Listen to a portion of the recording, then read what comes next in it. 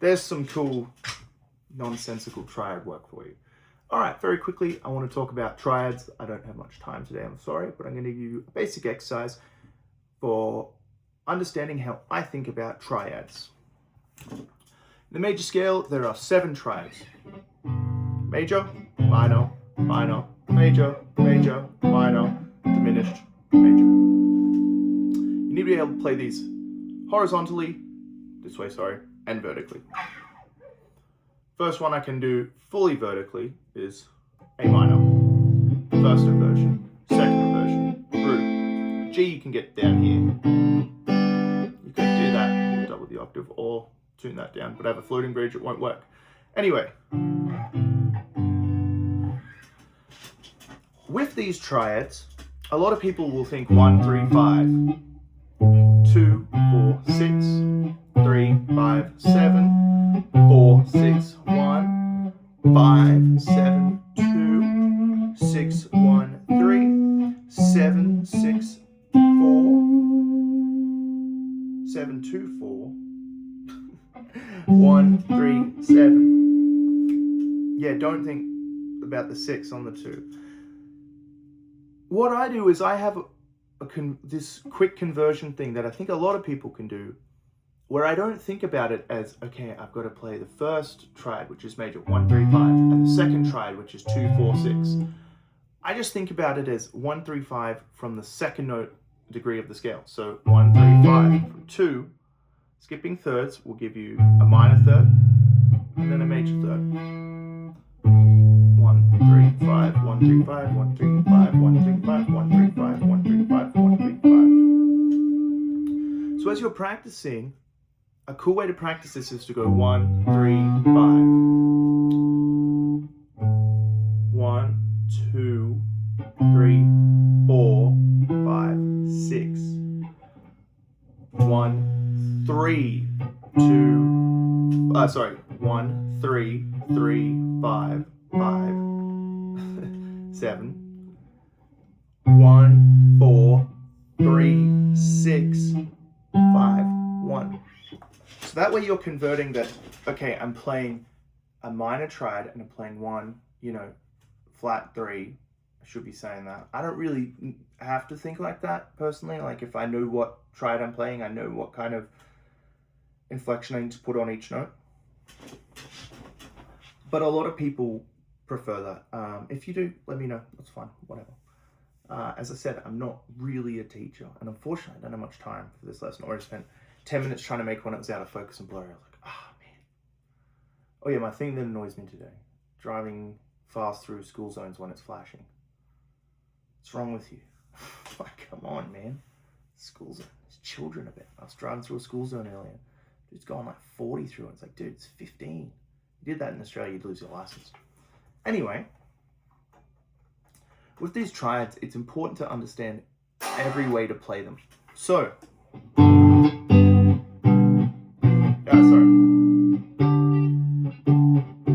stuff like that. Sorry, that's not right either. It's there. But this is another case of me needing to know how to do something and showing on camera that I'm wrong. Basically, a really simple way to get to grips with your triads is to just practice them diatonically through the scale. From root position, 1, 2, 3, 4, 5, 6, 7, 1. Then to do the same thing from first inversion. 1, 2, 3, 4, 5, 6, 7, 7, 7,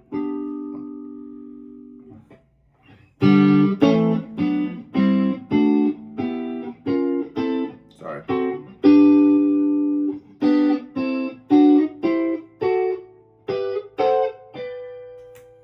The king of triads right now, I think, is Ben Mondo, but Mick Goodrick was the ultimate giant standing on top of a mountain when it came to triads. Mr. Goodcourt. I'm very lucky I studied with him. Thankful he can't watch this video because he'd be like, oh, what did he say to me once? we were playing a tune, Meditation, Carlos Schubert.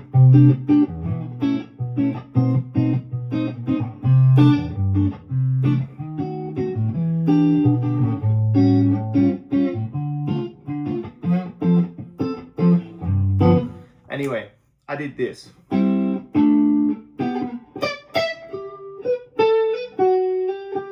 Or something, and he just went, oh, I see you've discovered triads. Well, hopefully one day we can discover music. And I just was like, ah.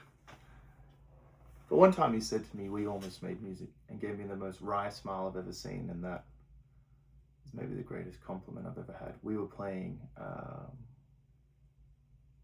Someday My Prince Will Come. Oh, that's so beautiful. You couldn't get through this tune without knowing your triads.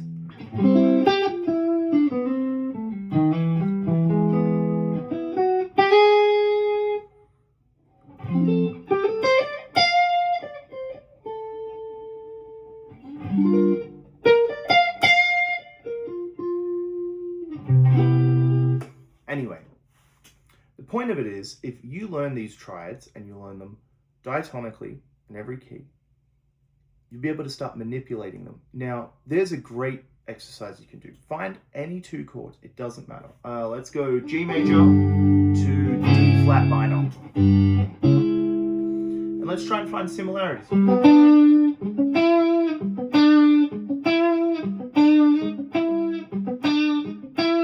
There's not many. They don't share notes. You could find ways to connect these. So say the chord progression.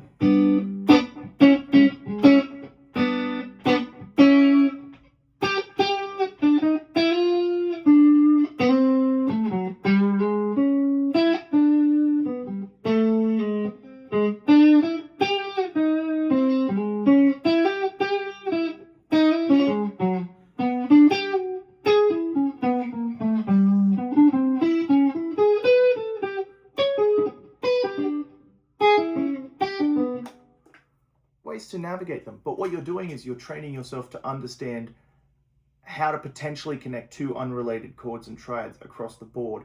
So that means if you are playing in G and say you get a sharp 5, treat it as a 2, you end up in D major.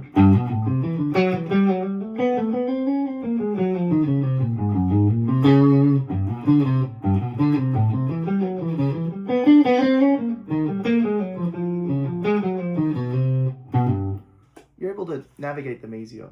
So look, basic premises, you need to learn your triads diatonically up and down the major scale in every key. Once you learn how to transpose, figure out what they are, it's very easy. There's only 3 kinds: major, 1, 3, 5, minor, 1, flat 3, 5, diminished, 1, flat 3, flat 5, that you need to worry about right now.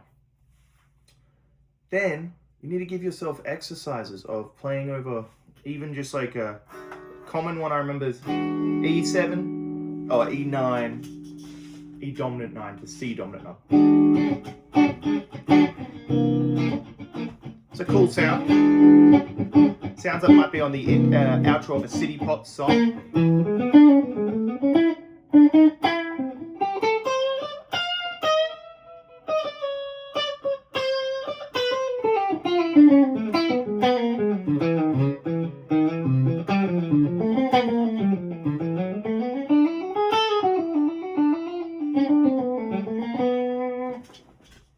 The E is shed. Easiest anchor point. I feel like that's a really good exercise. It's 2 totally unrelated chords, like polar opposites.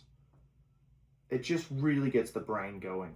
1 to flat 3, minor.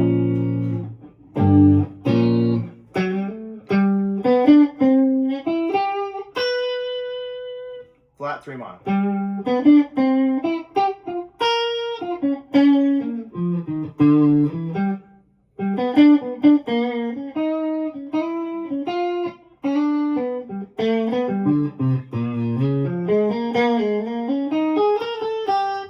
Yeah, I don't know. Random exercise. Sorry I didn't have time for a longer video today. I think tomorrow night I should have a better thing going on. Oh, I'm jamming with Andy Reese playing some jazz tomorrow. I'm gonna get beat. It's gonna be awesome. And tonight I have my gig with the 3 guitarists, so yeah, gonna see how things go. Cheers.